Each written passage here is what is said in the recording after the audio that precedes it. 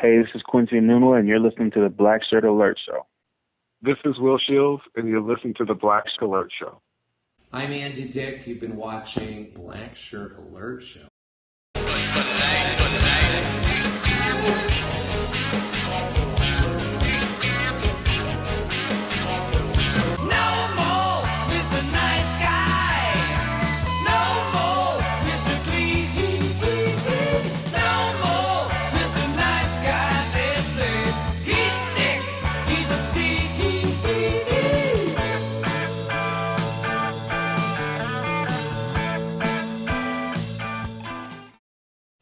Welcome back, ladies and gentlemen, to the Blackshirt Alert Show.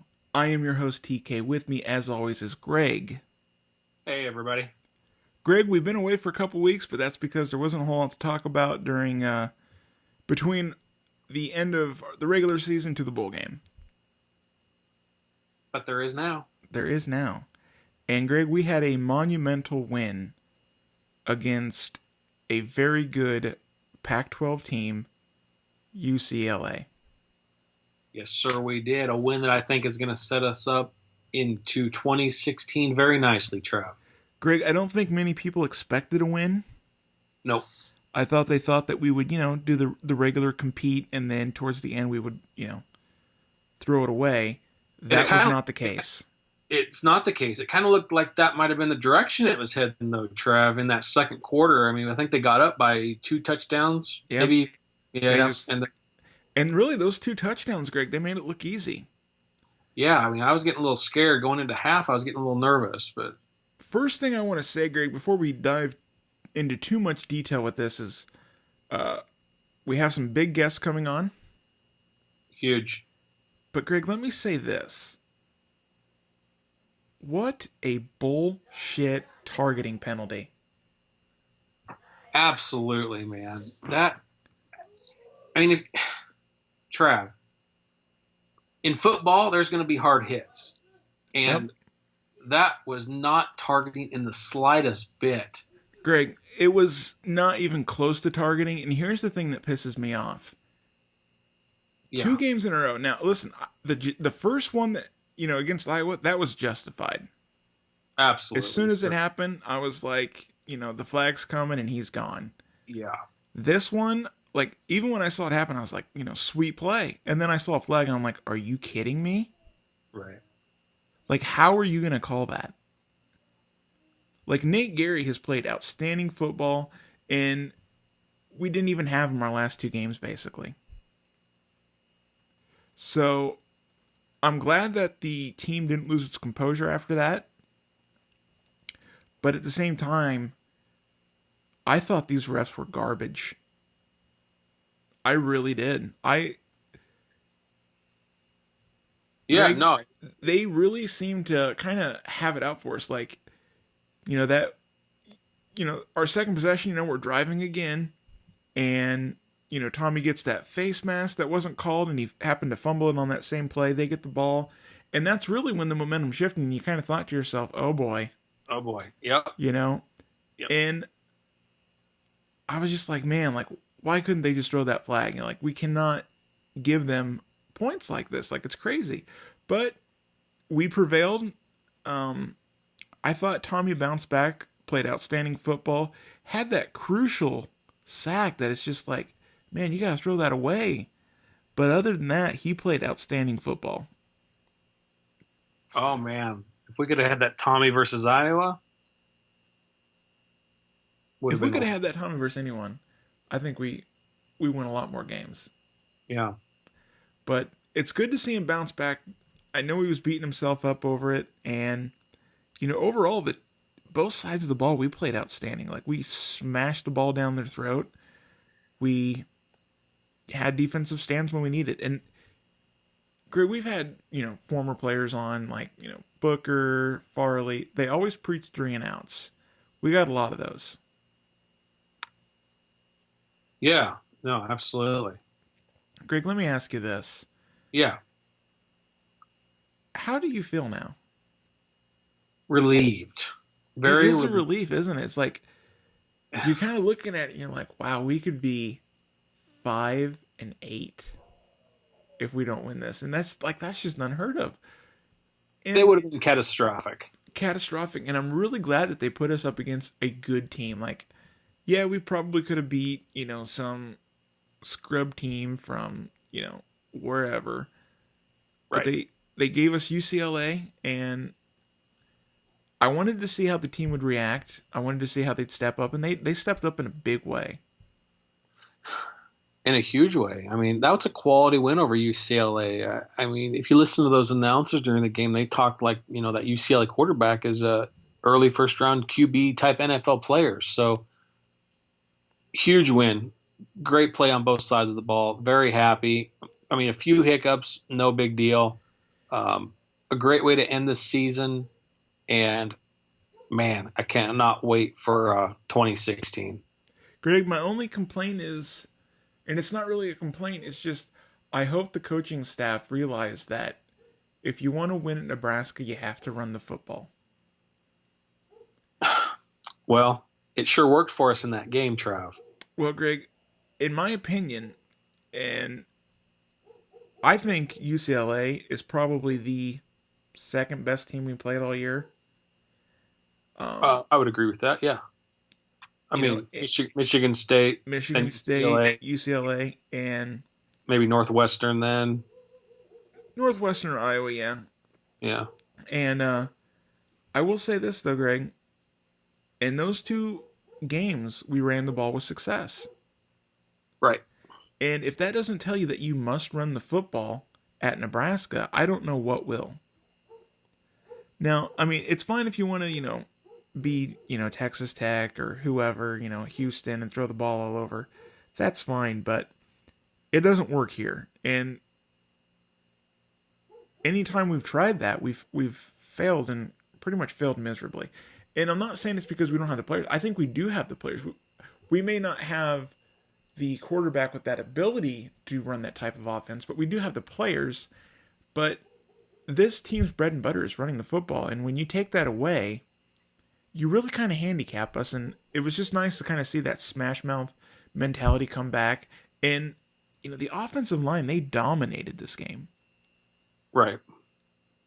So it was great to see. Greg, let's not spend too much time reminiscing about this game.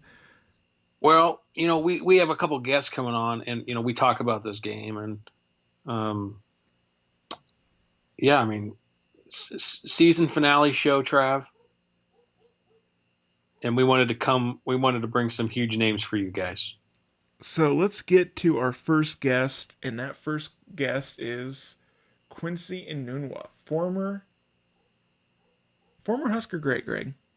Absolutely. Ladies and gentlemen, the 2014 Gator Bowl MVP, owner of the 99-yard touchdown reception, the longest in Husker history, Husker great and New York Jets star wide receiver Quincy Enunwa. Sir, thank you for coming on to the Blackshirt Alert Show. Hey, thanks for having me. I appreciate it. Quincy, congrats on the huge game this past weekend. Can you tell us just a little bit about that? Yeah, divisional game, one we needed to win in order to get one step closer to the playoffs. And, we happened to make some big plays in overtime to propel us into the next spot. How did that feel getting that last touchdown, Quincy? It felt great for us. We really were working hard, and just for us to finish the game off that way after some hiccups earlier on, it felt really great. Quincy, how was it transitioning from college to the NFL? It wasn't easy, but I had a smoother transition than most. The coaches back in Nebraska, they really helped us prepare mentally and physically for the NFL game, and so I think it really helped me early on in my career so far, at least. Quincy, now that new Nebraska head coach Mike Riley's first season is in the books, what are your thoughts and kind of takes on the season overall? Yeah, the guys had their ups and downs, but he's a first-year coach, and for him to go out and win his bowl game just the other day is huge for the team. kind of gives him some momentum going into the off season and the spring ball. And I think as he gets more of his guys in, he can really have a lot of guys that really buy into his plan and hopefully turn things around. Quincy, we know you played under Bo. What was your kind of feeling when you found out that Bo was let go? Yeah, definitely wasn't happy about it. I didn't know the whole extent of what was going on. But, that's kind of the business side of it all. Yeah. So you can't really be too upset about it. You just kind of have to let things go and, just hope for the best. Quincy, what did you think about that big bowl win we had over UCLA? Yeah, I was really happy about it. I have a couple guys that I know that played at UCLA, so it kind of gave me a little bit of fuel, to kind of get at them. But also, it was huge for the team, for them to have won that game. So I'm happy for those guys. Do you think what is your outlook for the 2016 Huskers? I know, we're losing one or two, players to the draft, but a lot of people are coming back. Do you think this is going to be a lot better team next year? Do you think the record might be a lot better? Yeah. I know I see a lot of guys that are supposed to be graduating next year that are going to be leaving early. But I think that the recruiting staff do a great job bringing in new guys and training up the younger guys. And I think that can really help where those guys are going to leave off. So hopefully everything works out well. Yeah, we know you're friends with some of the Huskers now, Quincy. Do you have any information as far as maybe like Vincent Valentine staying or going? Do you know anything? No, actually, I've kind of been busy. I haven't really spoken to those younger guys too much. I've kept in contact with some of the guys that graduated last year. I speak here and there with a couple guys on the team now, but I really don't know much about that. Right on. TK? Quincy, when Nebraska beat Michigan State, did you joke around with some of your teammates that were from Michigan State? Yeah, of course. For us to come through and win that way, it was big for the team, and I'm happy for those guys. It's definitely something I could bring into the locker room and be like, yeah, Nebraska is the better team in the Big Ten. We had our ups and downs this year, so that was a really big thing for us. Quincy, do you still keep in touch with Kenny Bell? And if so, have you given him some advice on the transition to the NFL? Yeah, me and him talk often. I've tried to give him tips here and there that I've learned. And, he's had a rough year being on the IR, but he's taking it well. Quincy, can you tell us a story kind of like about how you got recruited to Nebraska and why you chose Nebraska? Yeah, so, I went to school with Eric Martin, and he happened to graduate about a year before me. And, he kind of helped just to kind of give me, some boost in my abilities and stuff. And it was good for me. So, the coaches heard about me, came down and looked at me, watched some film, and just from there on, it was like, hey, we want this guy on our team. Right on. Quincy, we ask a lot of our guests. We have a lot of Huskers come on the show, and we ask this question to all of them. Can you tell us any kind of maybe behind-the-scenes locker room stories from your time at Nebraska that maybe nobody's heard yet? Maybe something funny or something nobody's ever heard before? Yeah, that's hard. Yeah. It's there are a few things that have happened, but sometimes you try to keep the locker room stuff in the locker room. You never want to share too much, and somebody might not have wanted it to get out. Off the top of my head, I can't really think of anything, unfortunately. But maybe some other time I could bring something up. Quincy, Let me ask you this. There's been a lot of controversy around the Nebraska program, with Bo and kind of like this, the team versus the world mentality. Was that actually a thing? I don't really see that to have really ever been the case. Like, kind of Bo versus the world. I think fans kind of misinterpret that. Like, what is your take on it?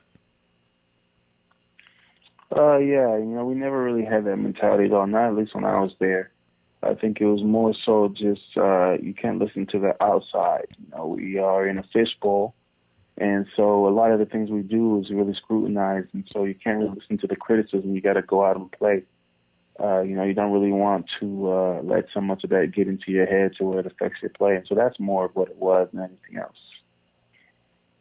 Right on, man. Right on. Quincy, thank you so much for coming on the show. Greg, do you have anything else you'd like to add? No, Quincy, we just want to thank you for taking time with us. And, we know you. We know you're a real busy guy, so it means a lot to, just take a time out and talk to some of us back in Nebraska. So we really appreciate it, Quincy. Yeah, of course. No problem. Greg, the first thing that jumps out to me is a very mellow dude. Yeah, very mellow dude for just, having a huge game this weekend. Very humble. One thing I like about Quincy is, if you look at him, like, he does look like the prototypical NFL receiver. He's huge. Yeah, absolutely. And it's good to finally see him have success. I knew he would. And, Greg, he's not just having success. Like, the past few weeks, he has made huge plays for the Jets. So, to see a former Husker in an offense or at a program that traditionally doesn't really throw the ball that well, and then you have a receiver go into the NFL and find that success is really inspiring. It's great to see Huskers doing great in the NFL. It just validates the program, Trav. Mm-hmm. Greg, one thing I want to kind of highlight is, and we take a lot of criticism for bringing this up, but we asked him about Bo and that whole us versus the world mentality. And Greg, the reason why I bring it up is because I don't really see the needed animosity towards Bo because he's gone.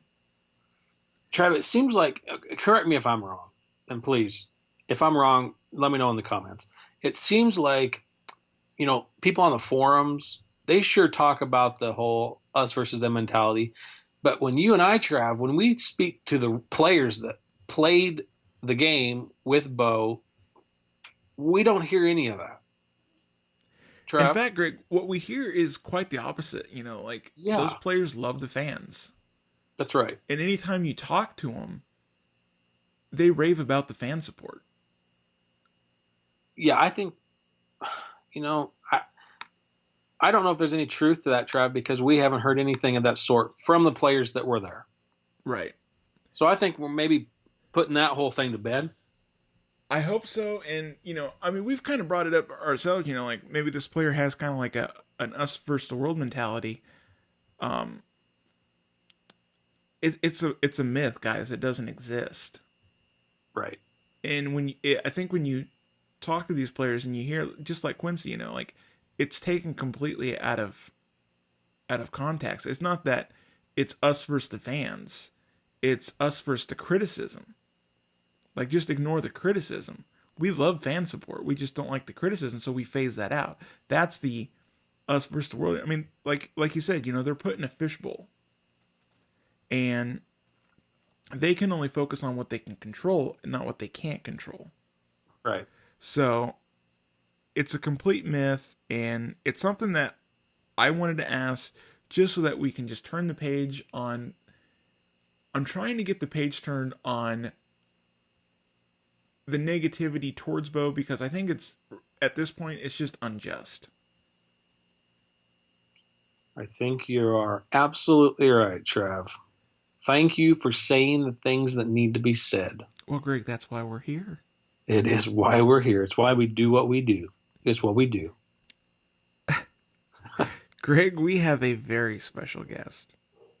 Very special is putting it lightly.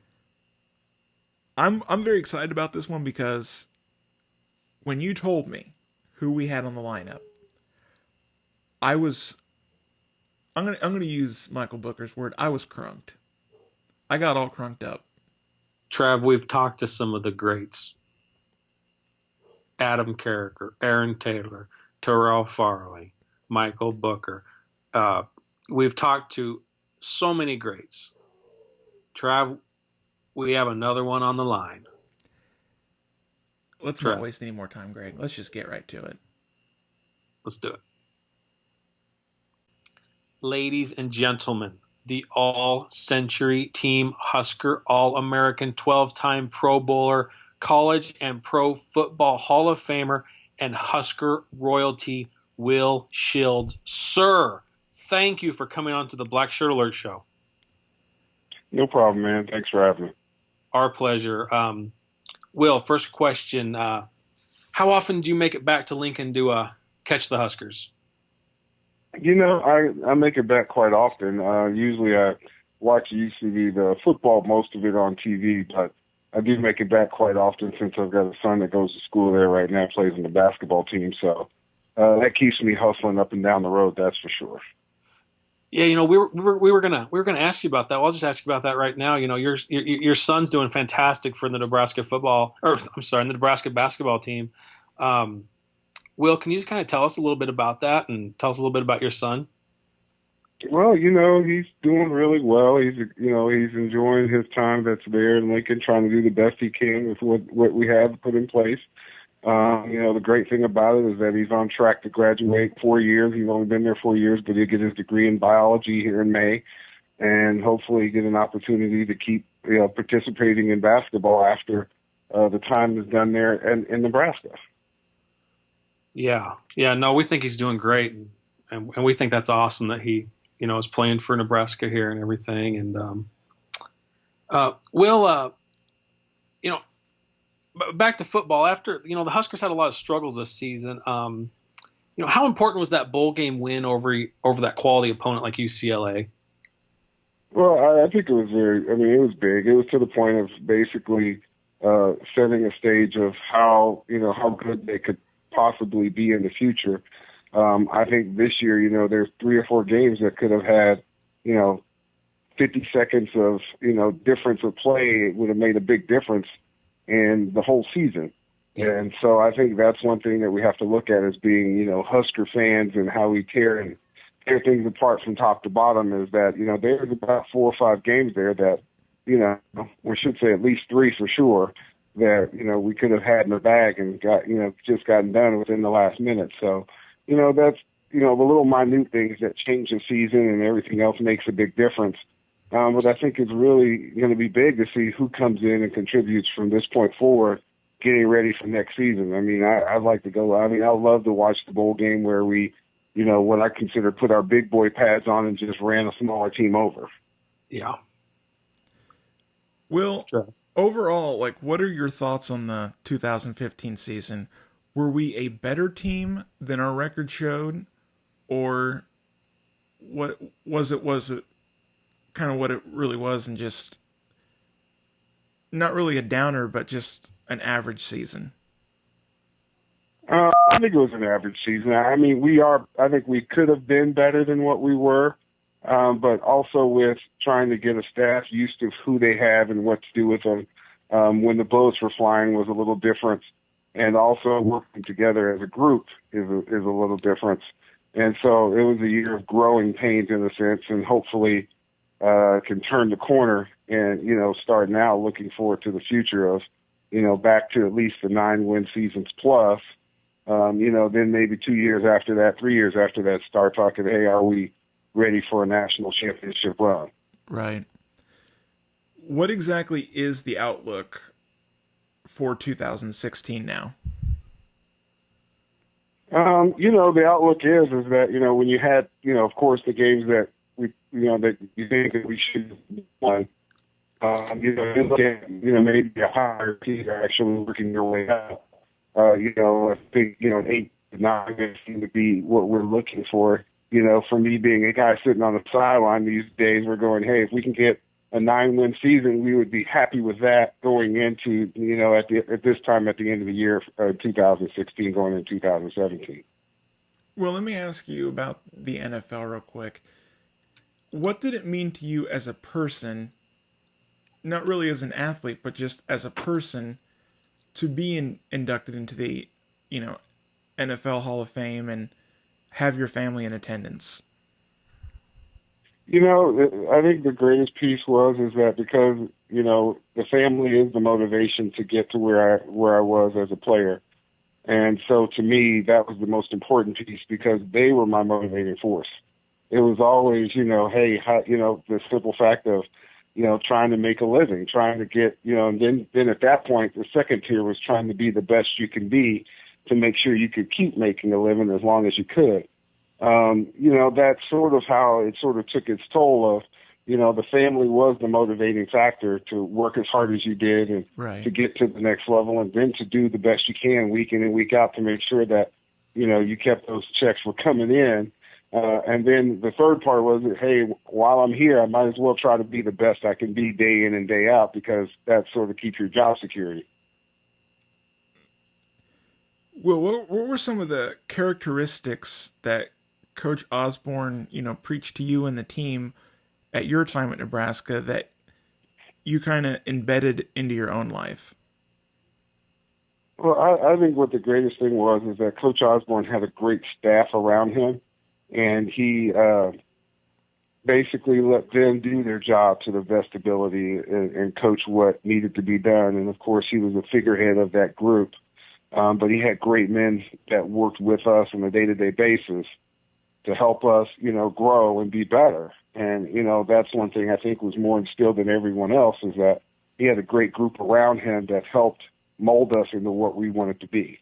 Now, of course, he led it by having some of the great programs like the Unity Council as well as Team Esteem and different programming that, I actually sort of learned a lot from as far as being a mentor because with me being the youngest of the family, you really don't know what that's like to be a big brother to someone else or some other group or different things or, how important that piece was. So that was something that was very important for him to be able to introduce us into that facet that, people do look at you a little differently because you are an athlete, regardless if you're an offensive lineman or if you're, at the Cornhuskers or if you're in the NFL, you are looked at differently. And so you have to, basically walk and talk and act and do things a little differently than, the normal person of what you can get, what people can do in the limelight because everybody's watching what you do.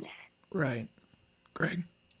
Ladies and gentlemen, Will Shields on the Blackshirt Alert Show. Hey, Will, can you kind of take us back to the very late 80s, early 90s when you were recruited to Nebraska and kind of tell us about that time when you were recruited to Nebraska? We ask all of our guests if they can kind of tell us about how that whole thing evolved and how you ended up playing for Nebraska. Well, the recruiting process was a little different back in those days. Being from Oklahoma, you had different coaches that came in. I had of course, the Sooners, and then Oklahoma State, Tulsa, Arkansas, and then Nebraska were the teams that were actually looking at me. And really, I never really looked at the college game itself until we actually changed our offense, basically going into our sophomore year, going from sophomore to junior, we changed our offense and basically put the Nebraska offense into play. So we went up and did a camp there. And I think that was my real first introductory to, college life. I was going, hey, this is what college would be, look like, feel like, that kind of thing. And then you find out, that, hey, this team is interested in you and you've got talent that's, a little above what everyone else at your age group is at. So then you start looking at things differently and having people, start looking at you in recruiting letters and things of that nature. You're just trying to figure out where you're going to be, where's your best fit. And so that made a big difference as far as, coaches and coaching staffs. And I actually had Coach Young and come to me. He was actually our recruiter in that area and sit down and talk to me about what Cornhusker is. And and how it's built. And then, you have Coach Osborne sitting in your living room telling you about education and how they do things differently at one place to another. Then, of course, you spend that summer going to another camp. You go to one at OU, one in Nebraska, and then you sort of go, okay, these are your top two schools, and figure out which one's going to fit you better for what you're trying to accomplish. And so at the end of the day, you decided Nebraska was the right fit for you? Yeah, being a kid that was in Oklahoma, but I really wasn't raised on college ball, it sort of fit. And I had a coach that was from a different school that sort of broke it down into different pieces of, hey, what are you looking for? Are you looking to be on TV and maybe, get a chance for a national championship? Then you need to go to this school. And he goes, and if you want, to be close to home, you want to do this, you want to do that, then you should pick this other school.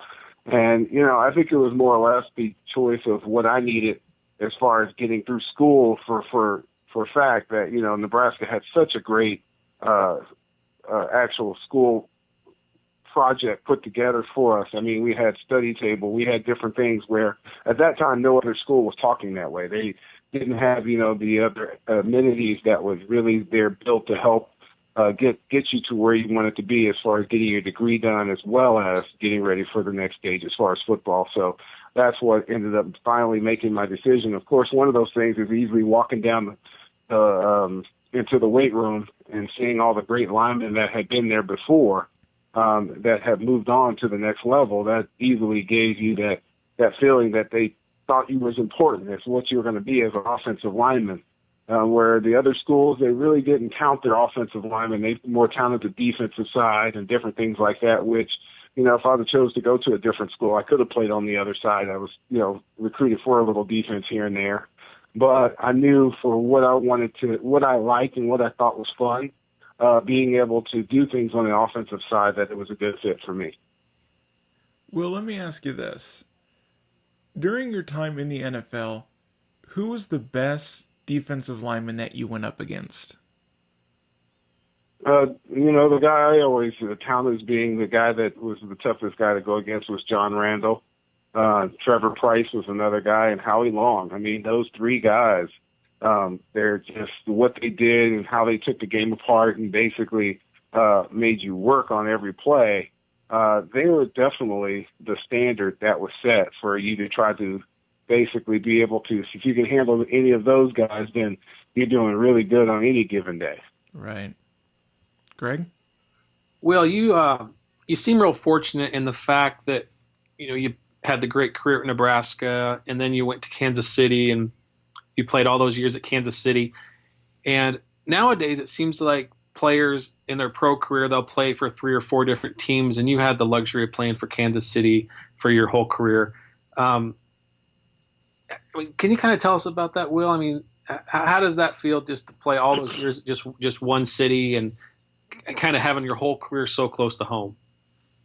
Well, it was actually sort of lucky and fortunate at times, because there were, a couple of different times when my contract came up to where the team was actually looking to, hey, you might need to go check the market and see where you fit. It just I was sort of lucky to actually be able to say that I played my career at one place the whole time, because there was, 2 or 3 different opportunities there where, it was down to the last second for me to decide on, okay, and it really, it wasn't really my decision on a couple of them, but it was more or less of, okay, well, we're going to release you and you're going to do this and do that. It's like, well, we'll see what happens. And then next thing you know, you get a call that says you've been, tagged a franchise player. And you're like, wait a minute, how did I go from being released to being the franchise player? Things like that. So things, there was those times where you were thinking that, okay, I might have to shop the market. I might have to go play for another team. And then lo and behold, the Chiefs go, well, we think we'll keep you. And that's one of those things that was sort of unique within itself, that you were thinking, okay, we're going to have to uproot the family and move and go and, try this thing somewhere else and, get into a new system with a new coaching staff and everything else. And then next thing you know, you still get a new coaching staff, but, you end up staying where you are and sort of being that, what we call that pillar, being there every year. And that's one thing that was really special about being there at Kansas City because, there were, opportunities or times where you were thinking, yeah, we're going to have to get up and move. And then they came up and said, you know what, we think you're valuable enough to keep you here and make you, be a part of this, Chiefs family. Will, was there ever a situation where maybe you were maybe just one signature away from going to a different team? I mean, was it pretty close? Well, it wasn't necessarily a signature away, but it was the chance of, hey, are you looking to retire? If you're going to look to retire, we'll release you. If you decide to come back, you can come back, or, that kind of thing. And I was like, well, I'm telling you right now, if you release me, I'm basically going to end up looking for the team that I think is the next opportunity to get into the Super Bowl, because that was one thing that I hadn't accomplished yet, was to be able to play in the Super Bowl. And I played in the game before the Super Bowl, the championship game, my rookie year. But beyond that, we've never had that, I never got to that point to where we could play in the championship game. So fortunately, we worked out something to where I could still stay in Kansas City and make up my mind when and if, I was going to retire. I could retire on my own terms, not necessarily someone else telling me when it was time to go. Trev? Well, as a parent, you've preached to your kids, academics. How is it for you as a parent to see, an athlete like Shavon do so well in the classroom as well as, on the court? Well, I don't have.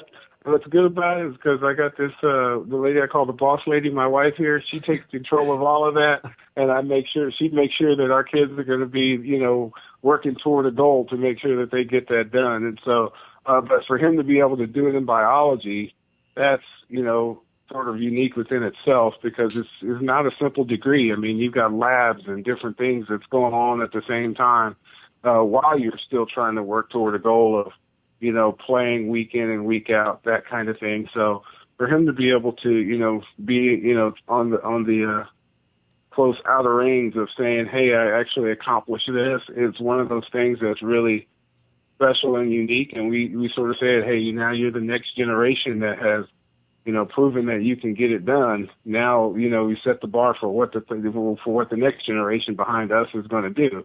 And that's what we sort of counted as, it's that special bond that we want to make sure our kids get an opportunity beyond what we've had, especially if they have a knowledge base to be able to do more than they should. Well, you're obviously one of the most respected football players on the planet. When you kind of became a veteran in the NFL, was there anything that you taught maybe the young kids that were just coming into the NFL? Did you teach them maybe anything that you learned at Nebraska, or anything that maybe Tom Osborne taught you? Well, I think, what was great about us is that even in our high school organization, we had built a foundation that was not only taken from, all the different coaches, Coach Osborne, as well as a few others that, we researched and studied, that, he taught hard work. That's one thing that you can always put in. You can always put in hard work. And I think that's where I tried to instill in anybody that was around me that, you can't just do what was asked of you. There's always something else that you can step up and do better. And those things is what you can work on when, what you work on when no one else is around. And that's the intangible pieces that's going to separate you from just the common person that is doing anything in life. Yeah. Well, we've heard from some former players that Coach Osborne, maybe, he's always there for you. Do you get a chance to talk with Coach a lot, and is he still somebody that you turn to if you would need advice on something? Or I turned mostly to Coach Tennifer because he was my line coach. He was the guy that I was closest to there at the University of Nebraska. Mm-hmm. That was the guy that I could talk to and trust and work things out with, that kind of thing. That was the guy that was there day in and day out. We had more meeting time and more time to spend, that kind of thing. But yeah, at the university, he would be the guy, as well as, there's other staffers there that you could, talk to about different issues and different things that you were trying to get put in place. Yeah. Trav? Well, I really don't have anything else I'd like to add. I really want to thank you for coming on the show. Greg, do you have anything you'd like to add? Well, I think you guys covered some good stuff. Will, before we let you go, we have a question that we ask everybody that comes on our show. We've asked many Husker legends like yourself this question. You can answer it or you can pass on it if you want. Is there any behind-the-scenes locker room stories that, maybe funny stories or something that nobody's ever heard before that maybe you could share with us? Well, I don't know. I mean, there's probably so many things that you've had before. I think it's one of those things that you would have to have all the stories you had beforehand and then go, oh, yeah, you don't have this one or you don't have that one. But, for us, that's what we like about it is that the simple fact is we can come in and talk about certain things. And, I think it's sort of that memory test that you get when you have different guys around. You're like, hey, remember when this happened? And you're like, no, I must not have been there when that happened kind of thing. But, yeah, I don't think funny stories. We're offensive linemen, so we were pretty docile and simple. So, there's not a lot of things that were, beyond compare. I think the funniest thing for us would be having Coach Young in the meeting, and it's dead quiet, and, he's, would pull out some conversation or talk about old commercial or something of that nature that, trying to be funny as far as, basically saying you didn't block anybody, you're standing there by yourself. And he goes, do you feel like you're all alone? Things like that. That was pretty funny, but not necessarily any main stories that a lot of people would understand. Well, we here at the show, we're friends with, another offensive great, Aaron Taylor, another Outland Trophy winner. Do you get a chance to talk to Aaron Taylor at all about Nebraska? Not a lot.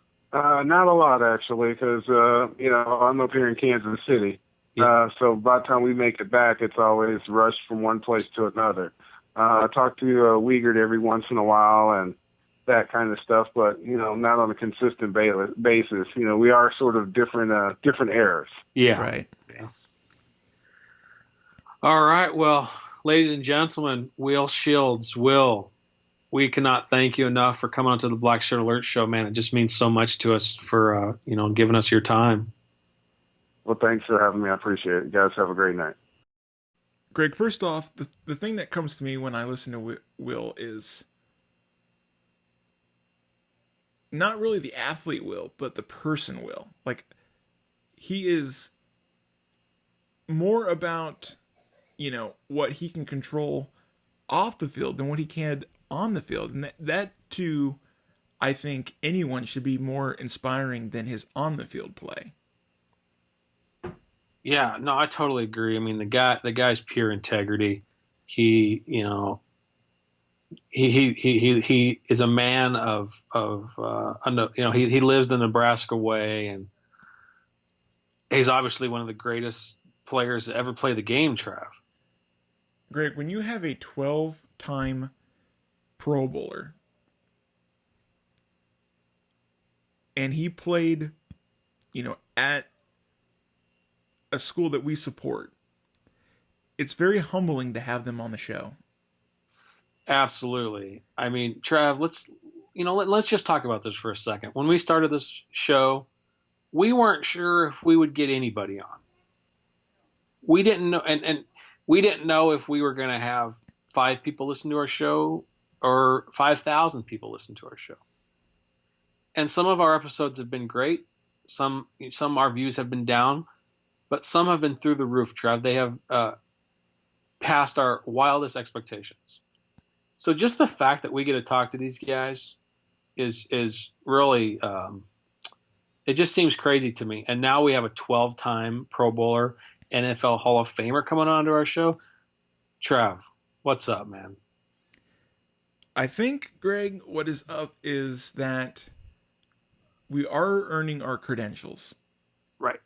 And like I said, it's very humbling when we have these players on because it lets us know that we're doing something right. And it's something that we want to bring to the fans. Like, this is not for us. We wanted to get, people that played the game at Nebraska on the show to voice their opinion. And the fact that we're able to do that and then put this out there for, fellow Husker fans to listen to and enjoy is my reward, if you will. Right. And Greg, one thing I do want to point out that both, Quincy and Mr. Shields have brought to the table is the future does look good for 2016. Absolutely.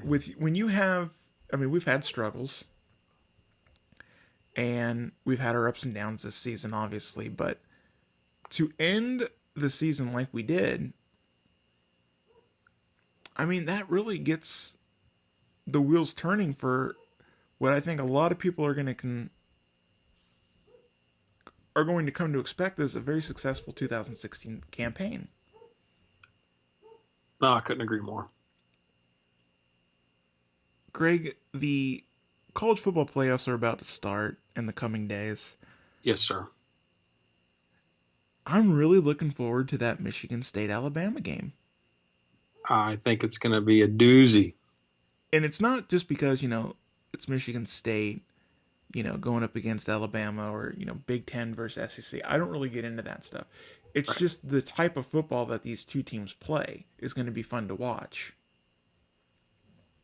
Trev, let me break this down. What we're looking at here is a chance for Michigan State to possibly win the national championship. Now, if that happens, there is only one team that has beat Michigan State, and that's Nebraska. So I think that's a big deal, Trev. It's a big deal, Greg. And, obviously I want Michigan State to win. I want them to win it all because it helps us as a program look a little bit better. We had some ups, we had some downs, but we're going to be the only team that Michigan State cannot say, hey, we couldn't beat those guys. Right. Like they're gonna like, let's just say they win the national championship, Greg. They're going to look back and say, we did not beat Nebraska. Right. Nebraska beat us. And if that doesn't tell our players that they can beat the best in the world, I don't know what will. It almost makes you wonder if Nebraska by default becomes the national champion. That's an argument in itself, isn't it? That is an argument in itself. But Greg, before we end the show, I just want to say, this is our season finale, if you will, but we will have specials, in the coming weeks with recruiting and then, of course, spring and stuff. But yeah, let's just talk about that for a second, Trav. We are actively working on getting media credentials for spring practice next year. Right. We've been told by high-ranking officials at Nebraska that we are set. The Blackshirt Alert Show is set for spring credentials. And when this happens, I say we break the news on social media. We're going to be at all the practices and everything. If you guys have questions that you want to ask players, coaches, whoever, send them to us, and we will be sure to get as many of those questions answered as possible. We are looking to cover spring Husker ball more intensely than any other media outlet. Better than the papers, better than the TV channels. We are looking to be the premier source in Husker spring coverage. And it's something, Greg, I think that it's going to be accomplishable because a lot of these services make you pay. And right. To me, that just seems silly. That's not the way we do things at the Blackshirt. It's not the way we do things. And, we're about bringing the fans access to what we have access to. We have access to Quincy Enunwa. We gave you Quincy Enunwa. Right. We had access to Will Shields. We just gave you Will Shields. Right. We're not going to hold this stuff captive and make you pay $10 a month to hear it. Exactly. What you hear is what you get, and it doesn't cost a thing. We do appreciate it when you guys donate, but we never force you to do that. Trav, can I just take the mic for 1 second? She's all yours. Guys, we have had a heck of a run this year. And from the bottom of my heart, and I think I speak for Trev when I say this, thank you for all of the support you have gave us this year.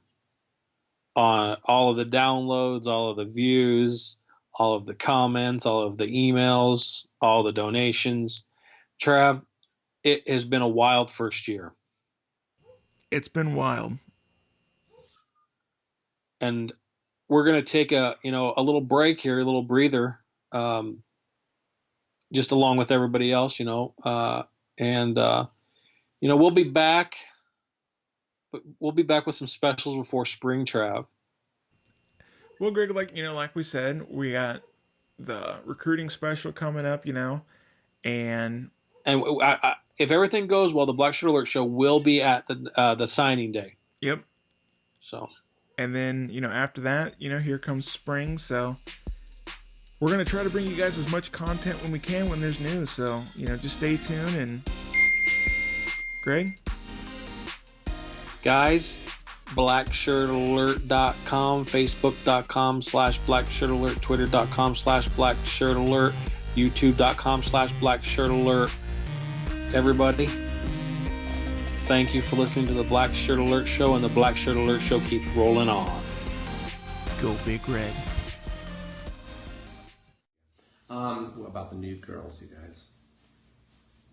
The Blackshirt Alert Show. What the fuck is that? No, come on. I'll do that later. That's how you get followers.